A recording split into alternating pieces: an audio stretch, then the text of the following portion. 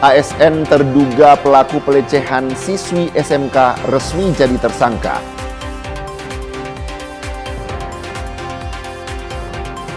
Menteri Transmigrasi tinjau pembangunan kampus Patriot.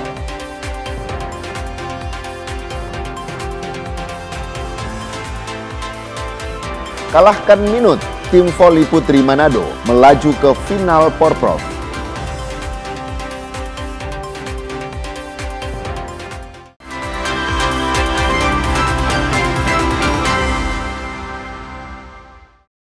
Selamat pagi saudara, apa kabar Anda hari ini? Kita jumpa lagi dalam program Kompas Sulut. Selain 3 berita utama tadi, Anda juga bisa menikmati sejumlah informasi menarik lainnya yang dihimpun tim redaksi Kompas TV.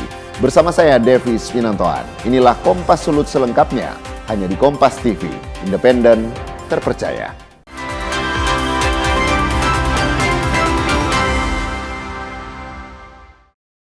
Kita ke info yang pertama, saudara. Kejaksaan Negeri Minahasa Utara resmi menahan dan menetapkan tersangka Kepala Desa atau Hukum Tua Desa Laikit. Oknum Kumtua tersebut diduga menyalahgunakan dana desa tahun 2023-2024 dan mengakibatkan kerugian negara senilai 347 juta rupiah. Penahanan dan penetapan tersangka terhadap Kumtua Laikit berinisial FM ini dilakukan penyidik Kejari Minahasa Utara usai memeriksa tersangka selama 7 jam. FM ditetapkan tersangka dan ditahan Kejari Minahasa Utara setelah penyidik mendapati 2 alat bukti yang cukup terkait adanya dugaan penyelewengan dana desa tahun 2023 hingga 2024 dengan kerugian negara senilai 340 juta rupiah. Kepala Seksi Pidana Khusus Kejaksaan Negeri Minahasa Utara Wilke Rabeta didampingi Kepala Seksi Intelijen Ivan Dai Iswandi membenarkan penahanan Hukum Tua Desa Laikit tersebut, di mana modus operandi yang dilakukan tersangka FM adalah pertanggungjawaban fiktif dan markup anggaran dana desa. Saat ini, adapun kegiatan saat ini yang kami telah laksanakan, kami telah sejak jam 9 tadi sampai ini sudah jam 4 sore kami telah menyelesaikan pemeriksaan terhadap perkara pengelolaan keuangan desa Laikit tahun anggaran 2023 dan 2024. Yang saat itu tadi kami telah memeriksa oknum Hukum Tua Desa Laikit yang berinisial FRM. Dan setelah kami melakukan pemeriksaan, kami melanjutkan dengan penetapan tersangka karena dari tim penyidik telah menemukan minimal 2 alat bukti sehingga kami telah menetapkan tersangka dan kami melanjutkan dengan upaya penahanan. Tersangka dijerat pasal 2 dan 3 Undang-Undang Tindak Pidana Korupsi nomor 31 tahun 1999 dengan ancaman hukuman paling ringan 4 tahun dan paling lama 20 tahun masa tahanan. Tim Liputan Kompas TV Minahasa Utara, Sulawesi Utara. Berita lainnya, saudara, Polda Gorontalo resmi menetapkan oknum ASN di Gorontalo menjadi tersangka karena diduga melakukan pelecehan seksual terhadap seorang siswi SMK di kota Gorontalo. Kasus dugaan pelecehan seksual siswi SMK di kota Gorontalo akhirnya mulai memasuki babak baru. Berdasarkan bukti dan keterangan saksi, terduga pelaku oknum ASN lulusan IPDN Muda Gorontalo ini akhirnya resmi ditetapkan sebagai tersangka. Sayangnya saat hendak dilakukan pemeriksaan dan penahanan, tersangka justru dikabarkan sakit sehingga polisi tidak bisa melakukan penahanan. Kabid Humas Polda Gorontalo bilang, penyidik juga kini tengah mendalami 2 rekan tersangka yang diduga terlibat dalam kasus ini. Kita akan informasikan juga, sudah kita dapatkan untuk hasil dari kasus yang sedang ditangani oleh Ditkrim Polda Gorontalo untuk masalah kekerasan seksual. Ini sudah ditetapkan sebagai tersangka. Ya, jadi Ditkrim sudah menetapkan mengeluarkan penetapan tersangka. Kemudian selanjutnya akan melakukan pemeriksaan terhadap tersangka. Dan rencana kemarin hari Rabu itu dipanggil untuk pemeriksaan tersangka, namun yang bersangkutan tidak bisa hadir dengan alasan sakit. ya, dengan alasan sakit, ada surat sakitnya. Untuk saat ini saksi yang diperiksa sudah lebih dari 6 orang, ya, dan ya kemudian akan berkembang ya tentunya dalam pemeriksaan selanjutnya, penyidikan selanjutnya. Nah, nanti kita akan infokan kembali. Penyidik di Reskrim Polda Gorontalo juga akan kembali memanggil tersangka untuk proses penahanan serta pelengkapan berkas perkara untuk dilimpahkan ke kejaksaan. Sebelumnya tersangka membantah telah melakukan pelecehan terhadap korban dan justru melaporkan kedua orang tua korban di Polresta Gorontalo Kota atas dugaan penggelapan uang mahar pernikahan hingga kedua orang tua korban ditetapkan tersangka. Kriska Misma, Kompas TV, Gorontalo.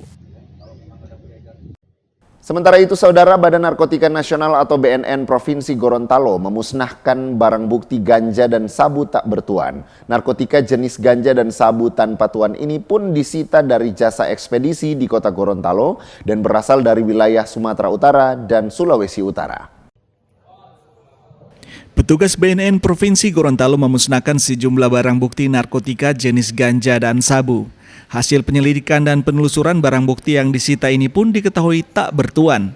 Kepala BNN Provinsi Gorontalo bilang ada sebanyak 4,8 kg ganja dan 10 gram sabu yang berhasil disita. Pemusnahan dilakukan dengan cara diblender dan dibakar di halaman kantor BNN Provinsi Gorontalo. Pemusnahan barang bukti yang tadi saya sampaikan tadi, sebagian besar adalah barang-barang yang tidak bertuan. Artinya adalah pada saat kami diberikan informasi dari masyarakat, kemudian kita melakukan penyidikan, kami temukan barang bukti khususnya ganja, banyak kita temukan di tempat-tempat jasa pengiriman, ekspedisi.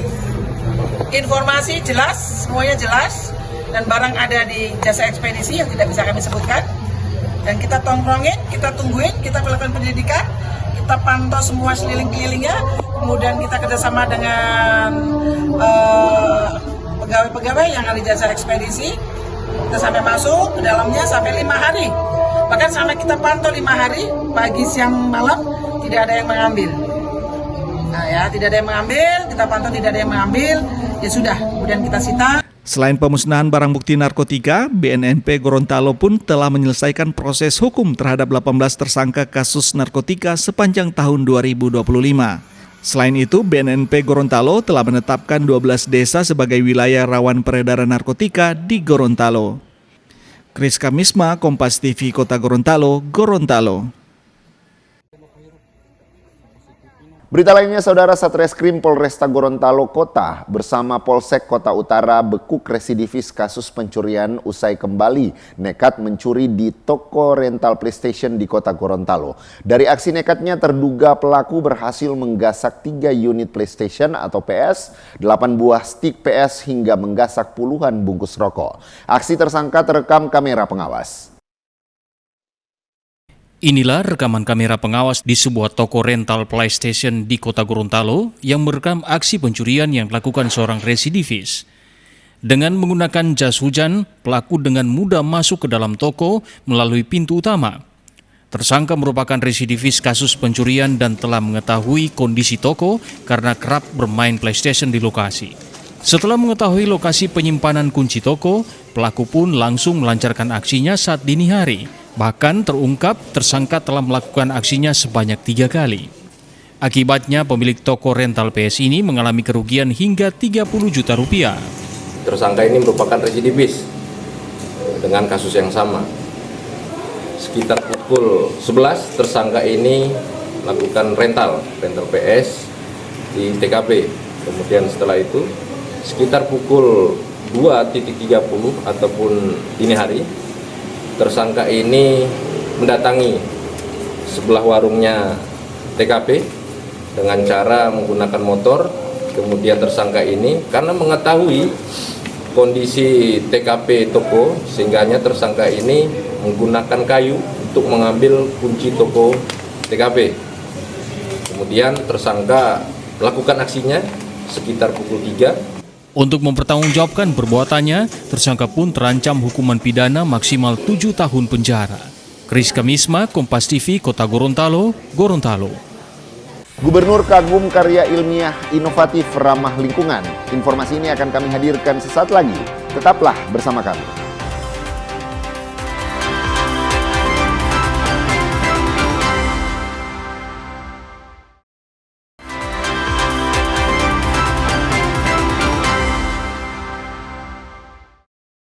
Kembali Anda menyaksikan Kompas Sulut. Saudara, sebanyak 33 pelaku usaha mikro kecil menengah atau UMKM di Sulawesi Utara mengikuti gelaran pameran promosi produk di halaman kantor Gubernur Sulut. Gubernur yang mengunjungi kegiatan tersebut berharap pameran ini dapat mendorong penguatan UMKM di sektor promosi produksi.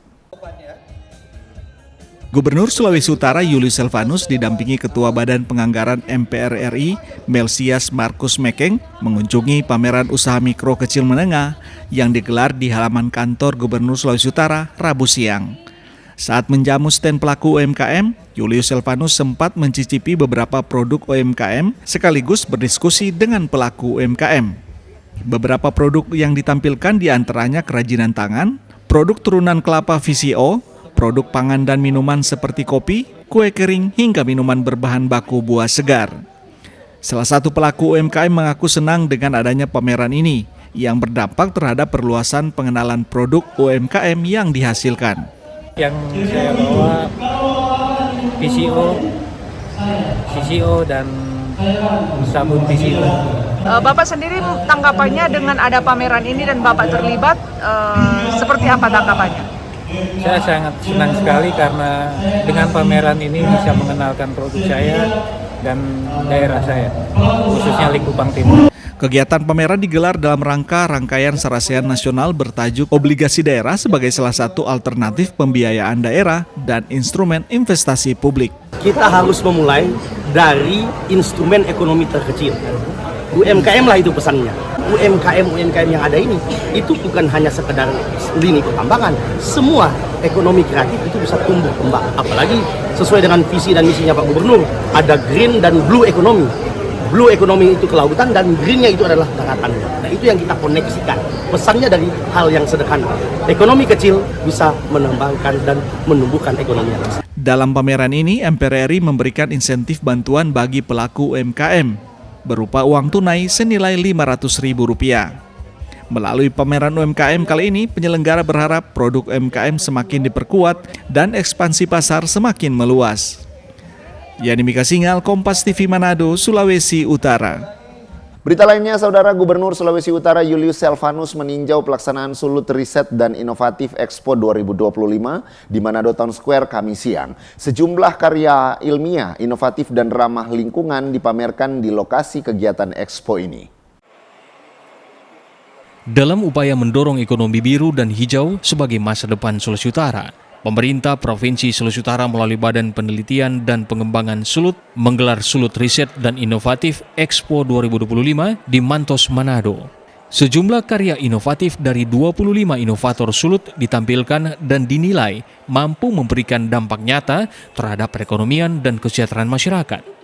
Gubernur Sulawesi Utara Julius Selvanus yang meninjau langsung Expo ini kagum dengan sejumlah karya inovatif yang ditampilkan oleh para pelajar dan mahasiswa karena sangat inovatif dan dapat mewakili ekonomi biru dan hijau yang sangat ramah lingkungan. Mari kita bangkitkan dalam kehidupan kita untuk selalu berinovasi, ya. Jangan pernah menyerah untuk berkreasi, berinovasi, melakukan riset-riset, apalagi di perguruan tinggi, Pak Rektor, ya, selalu melakukan kajian-kajian. Jangan pernah menyerah untuk kita menghadapi suatu persoalan, tetapi kita bisa memunculkan ide-ide baru yang bisa disumbangsikan kepada pemerintah daerah, khususnya kepada masyarakat pada umumnya. Ya, kita harus bisa memberikan kontribusi kepada pemerintah, bila perlu sampai ke tingkat nasional. Salah satu inovasi adalah pengembangan alat pembuatan gula semut yang ramah energi, mampu memangkas waktu pembuatan gula dari 5 jam menjadi 50 menit saja dengan penggunaan energi surya.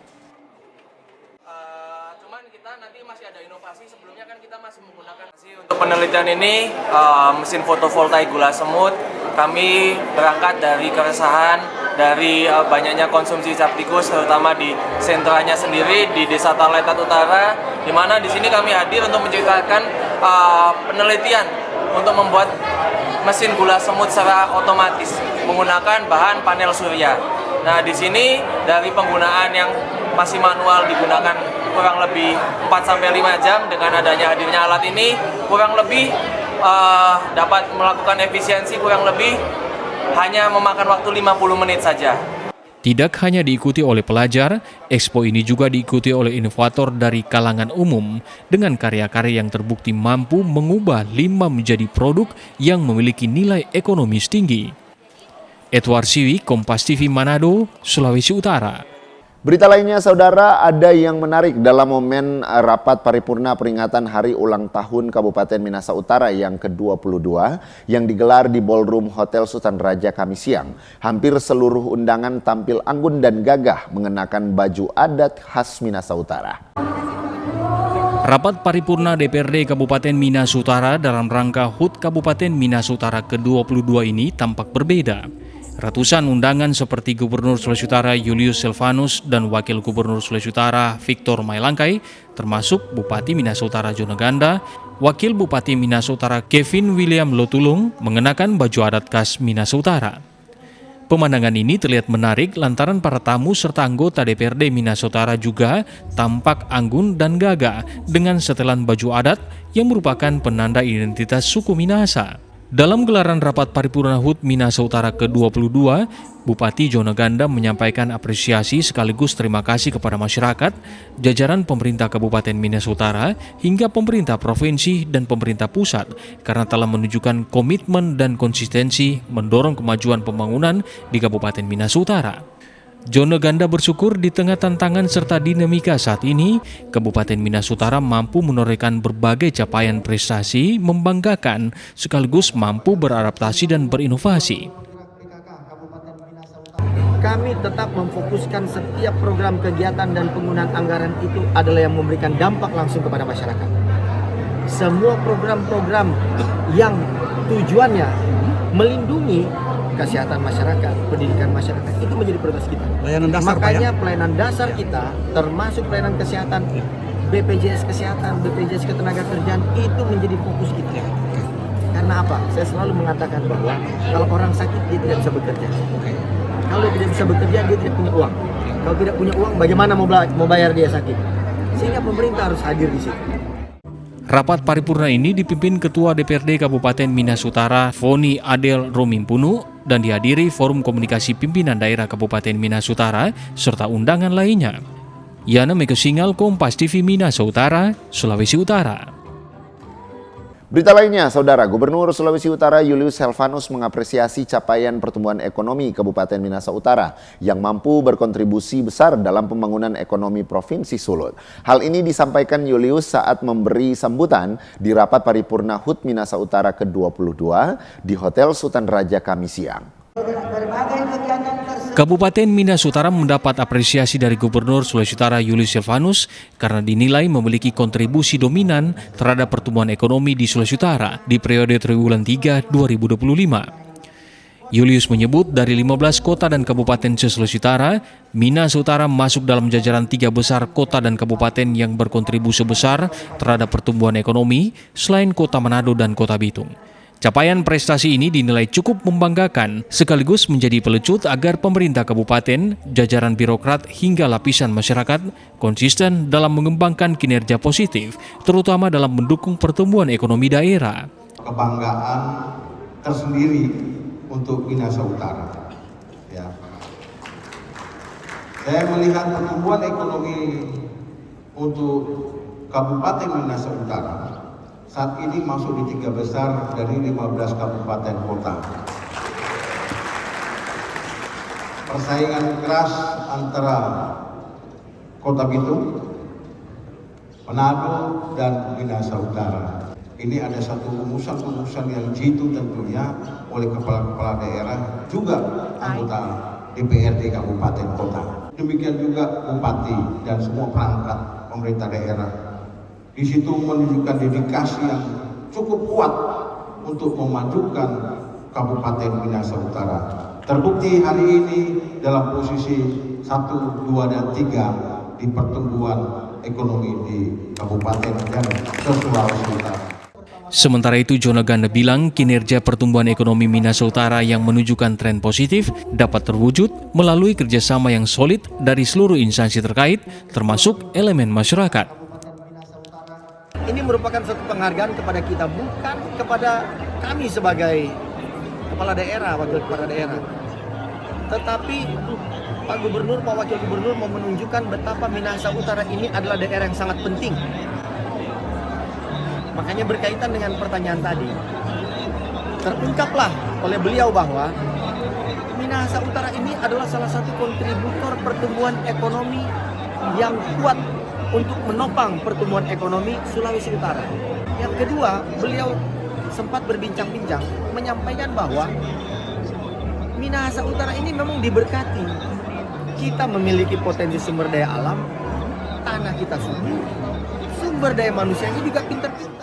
Merujuk data Badan Pusat Statistik, pertumbuhan ekonomi Kabupaten Minahasa Utara pada kuartal 2 tahun 2025 yakni 6,70%. Sementara pertumbuhan ekonomi Sulut di periode yang sama di angka 5,64%. Pertumbuhan ekonomi Minahasa Utara saat ini turut ditopang dengan realisasi investasi yang telah mencapai 2 triliun rupiah.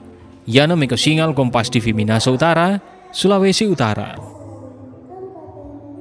Berita lainnya, saudara, momen perayaan Hari Ulang Tahun Kabupaten Minahasa Utara ke-22 menjadi hadiah istimewa bagi 500 pegawai pemerintah dengan perjanjian kerja P3K paruh waktu. Bupati Jono Ganda akhirnya menyerahkan SK pengangkatan kepada mereka pada Kamis pagi. Bupati Minahasa Utara Jono Ganda menyerahkan SK pegawai pemerintah dengan perjanjian kerja P3K paruh waktu bagi 554 pegawai di lingkup Pemkab Minahasa Utara. Penyerahan SK P3K paruh waktu dilaksanakan bertepatan di momen perayaan Hari Ulang Tahun ke-22 Kabupaten Minahasa Utara Kamis pagi. Dalam sambutannya, Jono Ganda berpesan agar ratusan pegawai yang telah menerima SK P3K paruh waktu ini untuk fokus menjadi pelayan masyarakat. Hari yang berbahagia, hari bersukacita. Tetapi hari juga yang mesti diingat bahwa orang semua ini adalah pelayan masyarakat. Seilang tuh gaya-gaya. Boleh dong gaya, cuma maksudnya itu sok-sokan. Karena namanya pelayan, dari kita bupati pelayan masyarakat.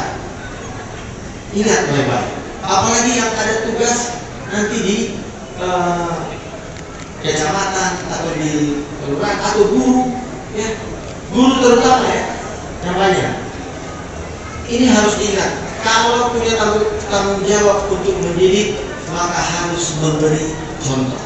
Sementara itu, Badan Kepegawaian Pengembangan Sumber Daya Manusia BKPSDM Minahasa Utara menyerahkan SK P3K kali ini merupakan tahap ketiga setelah sebelumnya ada 2 tahap lainnya.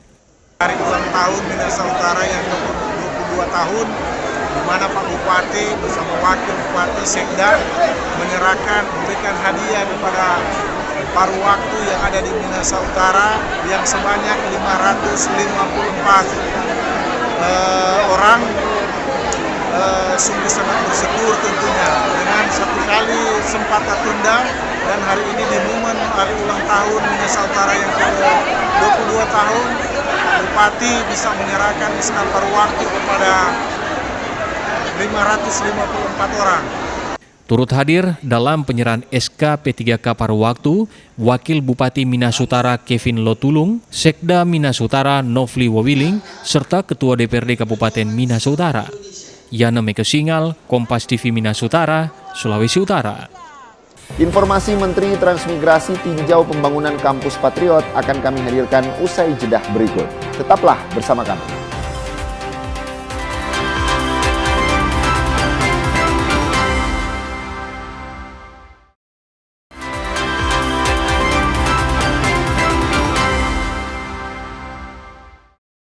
Terima kasih Anda masih bersama kami di Kompas Sulut. Saudara, Menteri Transmigrasi Muhammad Iftitah Sulaiman Suryanagara melakukan kunjungan kerja ke Kabupaten Sigi, Sulawesi Tengah, meninjau pembangunan kampus Patriot.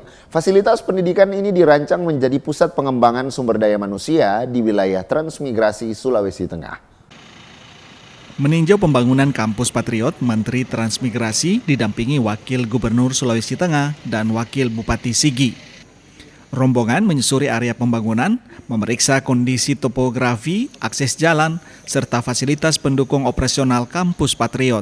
Menteri Muhammad Iftitah Sulaiman Suryanagara bilang, kampus Patriot bukan sekedar proyek infrastruktur, melainkan investasi besar untuk mencetak generasi baru mampu memajukan wilayah transmigrasi. Meninjau rencana pembangunan kampus Patriot. Kampus Patriot itu adalah tempat belajar untuk para penerima beasiswa S2 Patriot dari 7 universitas terbaik di Indonesia. Ada UI, kemudian ada Undip, UGM, ITS, IPB, ITB, dan Unpad.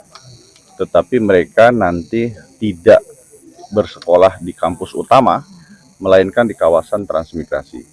Ya, kalau misalkan nanti diputuskan di sini, ya mereka nanti sekolahnya sehari-hari di sini.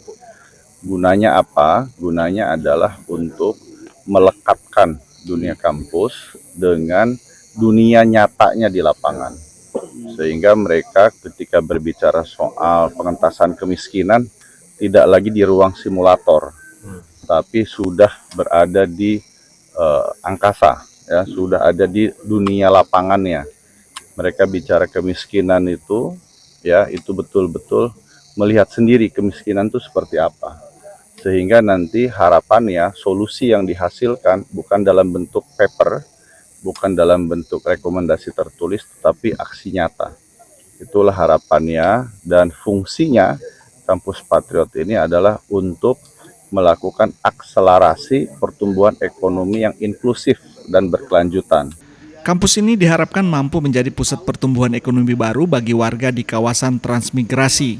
Pembangunan kampus Patriot dilakukan secara bertahap dan pemerintah optimis fasilitas pendidikan ini dapat mulai beroperasi dalam waktu dekat.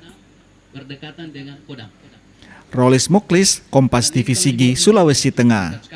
Berita lainnya, Ketua Harian PSI Ahmad Ali membeberkan soal inisial J yang kini ramai diperbincangkan sebagai sosok yang akan mengisi posisi Ketua Dewan Pembina Partai Solidaritas Indonesia.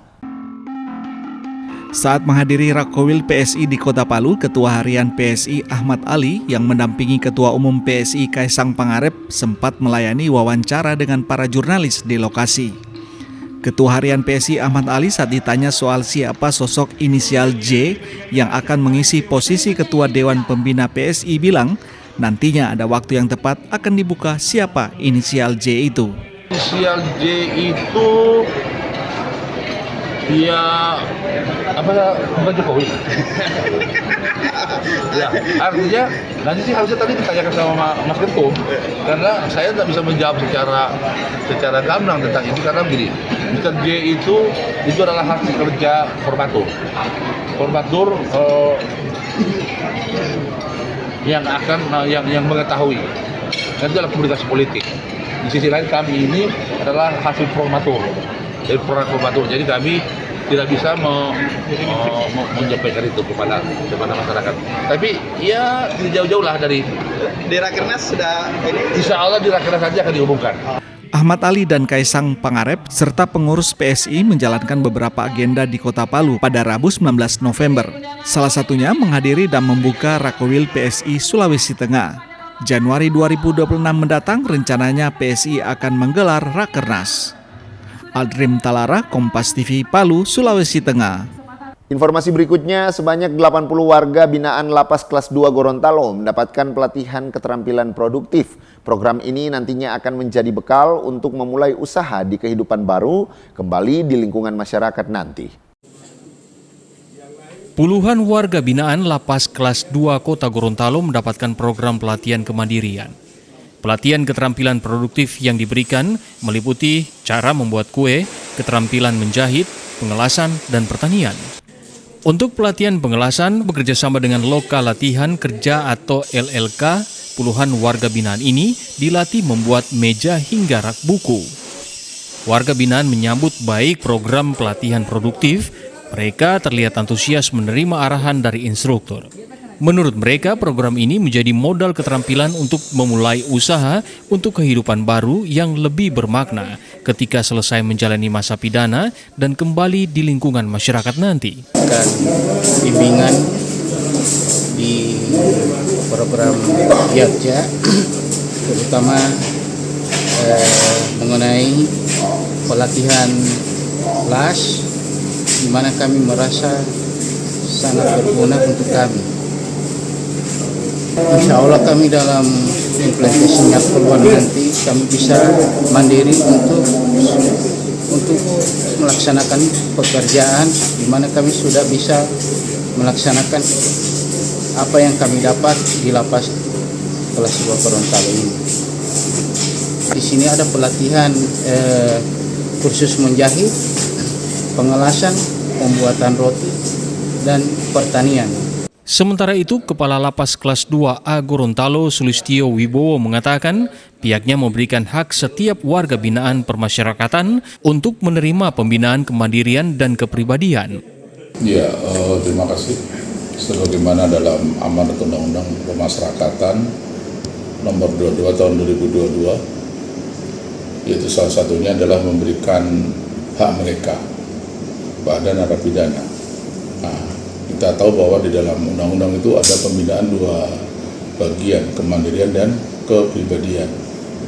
Nah, ini yang kami fokus kepada kegiatan pembinaan kemandirian. Di sini lapas wajib memberikan pelatihan keterampilan, di mana menjadi pegawai mereka setelah bebas. Pelatihan juga harus bersertifikat, makanya pihak lapas melakukan kerjasama dengan beberapa institusi di luar lapas ya. Itu seperti kami di Dinas Pertanian Kota Gorontalo dan LLK ya, UMKM Kota Gorontalo. Hasil karya warga binaan ini nantinya akan dipasarkan melalui e-katalog dan melalui galeri di Lapas Gorontalo. Tim Liputan Kompas TV, Gorontalo. 200 komponen cadangan matra darat resmi ditetapkan di Ambon. Akan kami hadirkan usai jeda berikut. Tetaplah bersama kami.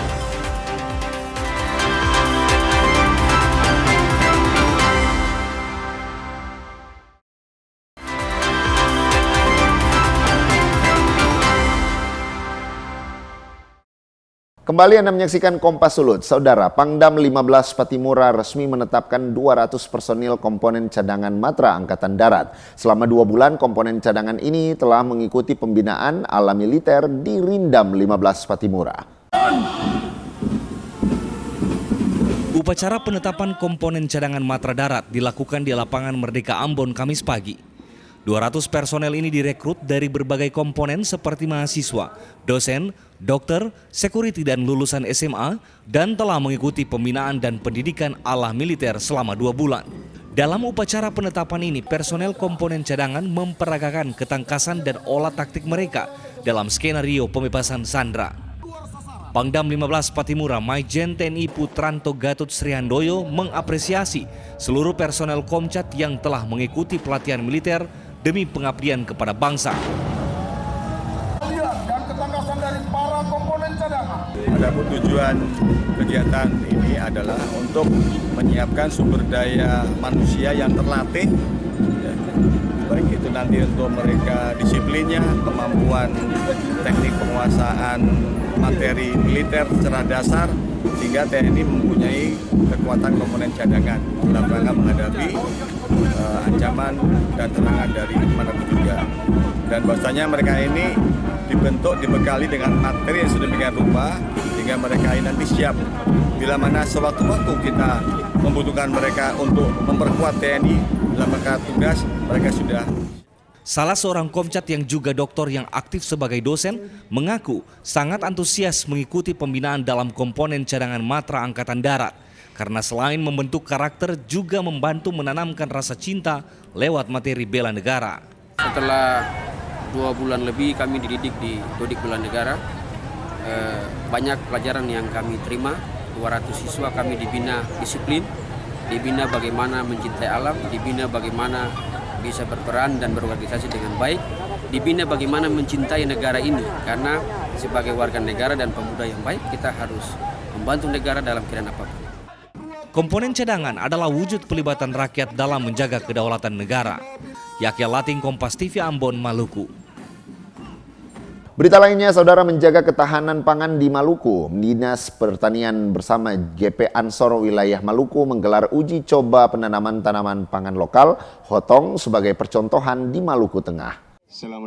Uji coba penanaman hotong dilakukan di lahan seluas 1 hektar milik Balai Benih di Dusun Talaga Kodok, Desa Hitu, Kecamatan Lehitu, Kabupaten Maluku Tengah. Penanaman hotong ini dijadikan pilot project sebagai langkah strategis mendukung ketahanan pangan daerah. Hotong sendiri merupakan tanaman pangan lokal asli Maluku yang banyak tersebar di Pulau Buru dan dikenal memiliki daya tahan tinggi terhadap kondisi lahan kering.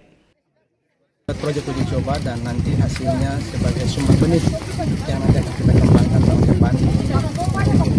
Ini dirawat, dilaksanakan oleh para petani bekerjasama dengan Patriot Petani Muda GP Ansor yang nanti akan mengawal sampai dengan panen. Jadi hotong ini sebetulnya sebagai salah satu pangan lokal asli Pulau Buru yang nilai nutrisinya itu sebetulnya jauh lebih tinggi dibandingkan dengan gandum dan beras. Program ini diharapkan dapat menjadi model pengembangan pangan alternatif sekaligus mendorong masyarakat untuk kembali memanfaatkan tanaman lokal yang bernilai gizi tinggi dan adaptif terhadap iklim tropis. Yahya Lating, Kompas TV, Maluku Tengah, Maluku. Berita lainnya, sebuah pohon di Jalan Metro Tanjung Bunga, Kota Makassar tumbang dan menimpa jaringan listrik PLN. Sejumlah tiang listrik roboh dan menimpa mobil serta sepeda motor. Beruntung tidak ada korban jiwa dalam peristiwa ini. Pohon tumbang ini menyebabkan 6 tiang listrik patah hingga roboh di Jalan Metro Tanjung Bunga, Kota Makassar, Sulawesi Selatan. 2 tiang listrik diantaranya bahkan roboh ke arah jalan dan menimpa 2 mobil dan 2 motor. Pengemudi semuanya selamat, namun mobil mengalami kerusakan di bagian depan. Menurut pihak PLN, beban dari pohon tersebut memang tidak sampai membuat kabel putus, namun membuat miring dan patah. Jadi kondisi hari ini ya, yang menyebabkan ada tiang kabel tumbang itu pertama karena ada pohon tumbang yang dari dalam lokasi akarena yang menimpa kabel kami empetik, ya kabelnya tidak putus tapi karena empetik malah dia menarik sampai 6 batang tiang patah, ditambah ada 2 miring, Pak. Ada pada saat apakah ada kendaraan yang ditimpa atau bagaimana? Pada saat kejadian, Pak, ada 2 mobil, ya bagian depan kena, ada 1 motor. Alhamdulillah orangnya tidak ada apa-apa, Pak. Tidak ada korban jiwa? Tidak ada, Pak. Robohnya tiang listrik ini sempat membuat listrik di area pantai tersebut padam. Pihak PLN menerjunkan tim teknis ke lokasi untuk mengevakuasi dan melakukan perbaikan jaringan listrik. Arif Tirtana, Kompas TV, Makassar. Kompas Sulut masih akan hadir dengan informasi olahraga. Tim voli putri Manado melaju ke final Porprov. Tetaplah bersama kami.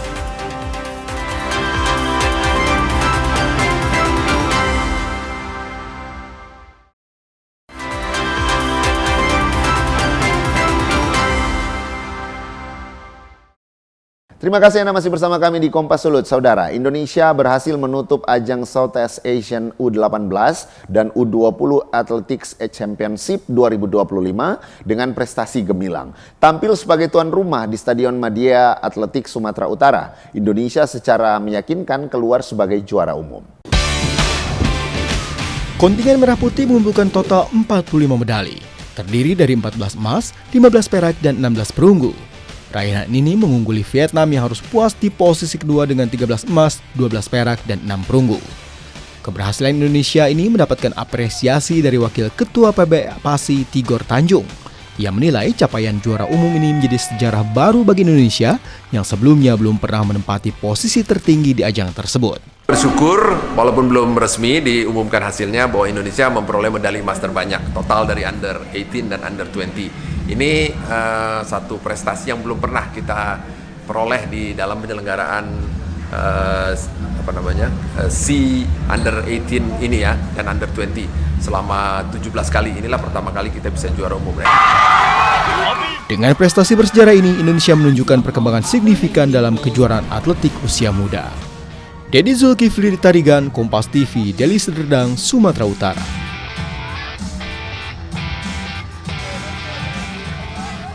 Berita lainnya, PSSI akan segera mengumumkan nama pelatih baru yang akan mengarsiteki Timnas Indonesia. Ditargetkan pelatih terpilih bisa diumumkan ke publik minggu depan.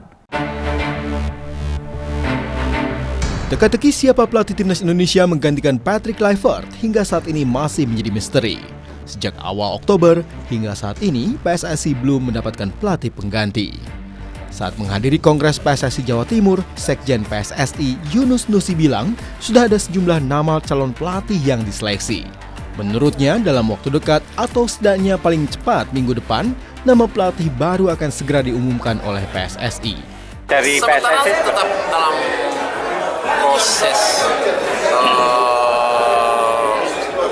seleksi yang dilakukan oleh tim, dan sesegera mungkin insya Allah secepatnya akan diumumkan. Mudah-mudahan paling lambat minggu depan sudah bisa. Dan untuk nama-nama tidak bisa disebutkan berapanya karena dinamis berjalan dari beberapa nama. Ya mudah-mudahan secepatnya juga bisa diumumkan oleh itu. Nanti untuk nama-nama akan diumumkan dalam kesempatan pertama deh oleh Ketua PAS.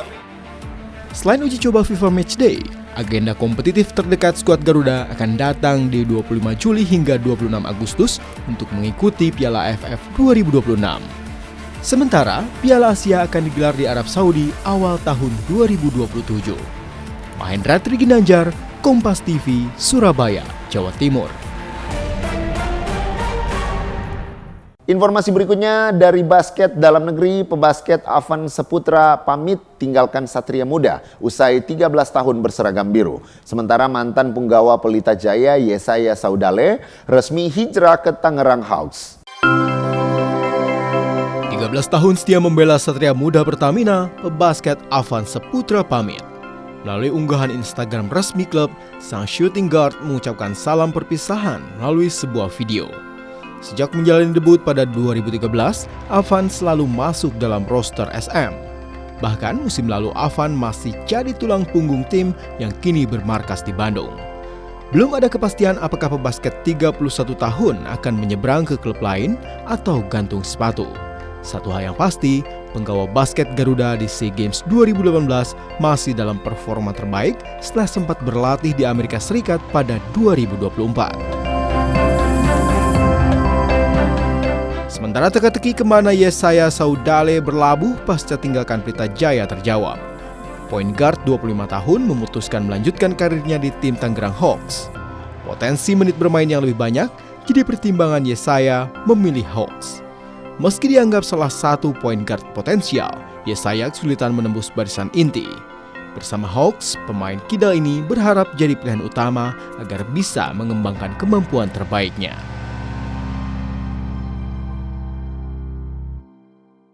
Berita lainnya, saudara, tim voli putri Kota Manado melaju ke babak final usai mengalahkan tim bola voli putri Kabupaten Minahasa Utara dengan skor 3-0. Tim bola voli putri Kota Manado berhasil melaju ke babak final dalam ajang Pekan Olahraga Provinsi atau Porprov ke-12 tahun 2025 yang berlangsung di Gor Bright Joss Electric Mapanget, Kota Manado, Kamis sore. Tim voli putri Kota Manado lolos ke babak final usai mengalahkan tim voli putri Minahasa Utara dengan skor telak 3-0. Di set ketiga, Kota Manado menang dengan jarak poin 25-11. Keberhasilan tim asuhan Kapolresta Manado Kombes Pol Irham Halid yang juga adalah Ketua PBVSI Kota Manado adalah perjuangan dan kerja keras tim, khususnya pelatih dan para atlet. Ya, memang pertandingan yang baru selesai ini antara Kota Manado dengan Minahasa Utara memang begitu luar biasa. Dan kedua-duanya memang punya persiapan. Karena kedua tim ini bermain yang memang permainannya yang bermain dengan begitu luar biasa sehingga dua pertandingan ini menegangkan baik kami sebagai pelatih maupun sebagai penonton yang ada. Ya, kami bersyukur karena kami bisa memberi yang terbaik, tunjukkan yang terbaik, dan tim kami bisa bermain dengan sangat-sangat baik. Dan kami sebagai tim, sebagai pemain sangat bersyukur dan sangat bangga sehingga kami bisa capai sampai di babak final pada besok hari. Di partai semifinal lainnya, tim voli putri Minahasa berhadapan dengan tim putri Talaut. Partai final cabang olahraga bola voli akan digelar Jumat pagi. Jimmy Dapar, Kompas TV Manado, Sulawesi Utara. Informasi olahraga tadi menutup perjumpaan kita dalam program Kompas Sulut. Saya, Davis Pinontohan, pamit undur diri. Tetap saksikan rangkaian program berita di Kompas TV, independen, terpercaya.